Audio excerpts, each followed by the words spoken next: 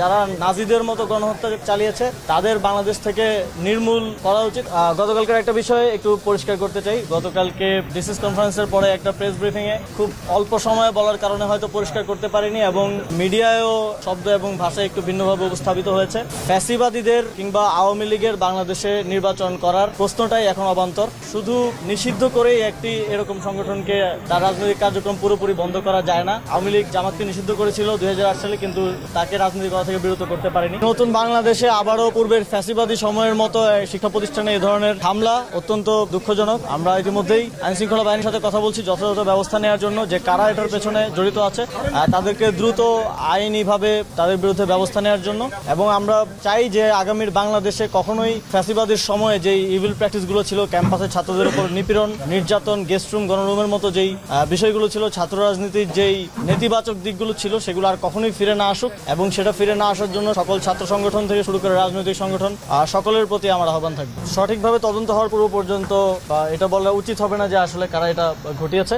আমরা আইনশৃঙ্খলা বাহিনীর সাথে কথা বলছি এই বিষয়টি পুঙ্খানুপুঙ্খ তদন্ত করে ভিডিও ফুটেজ, যা ছবি আছে সেগুলো দেখে কারা এর সাথে জড়িত, কারা অস্ত্রের মহড়া দিয়েছে, সে যেই হোক, তার পরিচয় যাই হোক, তাকে শাস্তির আওতায় আনার জন্য যথাযথ ব্যবস্থা নেওয়া হবে। স্ট্যাটিস্টিক্যালি আইন শৃঙ্খলার যথেষ্ট উন্নতি হচ্ছে। আপনারা যদি স্ট্যাটিস্টিকটা দেখেন যে কি পরিমাণ ল অ্যান্ড অর্ডার সিচুয়েশন গত 6 মাস আগে ছিল আর এখন আছে, সেটার মধ্যে বিশদ পার্থক্য হয়েছে। ছিনতাই থেকে শুরু করে যত ধরনের প্যারামিটার আছে সবগুলোতে আইন শৃঙ্খলার পরিস্থিতি উন্নত হচ্ছে। তবে যেহেতু এটা একটা ট্রানজিশনাল পিরিয়ড, আমরা একটা বিশেষ সময় পার করছি, সুতরাং এই মুহূর্তে এবং জুলাই গণঅভ্যুত্থানে পুলিশকে যেভাবে জনগণের বিরুদ্ধে দাঁড় করে দিয়ে পুলিশের মোরাল ব্রেক করা হয়েছে, তারপরে সেই পুলিশ মাঠে গিয়ে কাজ করাটা অনেক বেশি কঠিন এবং এক ধরনের চ্যালেঞ্জ।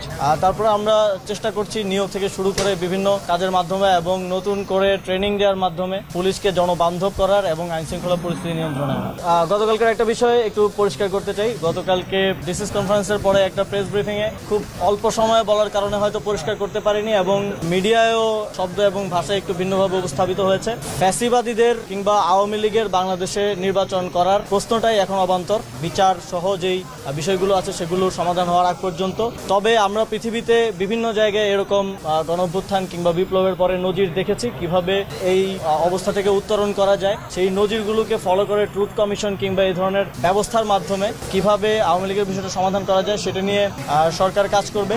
আমরা দেখেছি যে শুধু নিষিদ্ধ করেই একটি এরকম সংগঠনকে তার রাজনৈতিক কার্যক্রম পুরোপুরি বন্ধ করা যায় না। আওয়ামী লীগ জামাতকে নিষিদ্ধ করেছিল 2008 সালে, কিন্তু তাকে রাজনীতি করা থেকে বিরত করতে পারেনি। আমরা শুধু নিষিদ্ধ না, আমরা মনে করি যে এই ধরনের একটি ফ্যাসিবাদী দল যারা নাজিদের মতো গণহত্যা চালিয়েছে তাদের বাংলাদেশ থেকে নির্মূল করা উচিত। এবং সেটা করার জন্য শুধুমাত্র লিগেলি নিষিদ্ধ করা দিয়ে সমাধান নয়, অবশ্যই আইনি প্রক্রিয়ায়, বিচারিক প্রক্রিয়ায় আওয়ামী লীগকে নিষিদ্ধ করা উচিত। এবং এর পাশাপাশি সামাজিকভাবেও তাকে সামাজিক এবং আদর্শিকভাবেও তাকে এলিমিনেট করার জন্য যে ধরনের উদ্যোগ নেওয়া প্রয়োজন সরকার সেগুলো নেবে।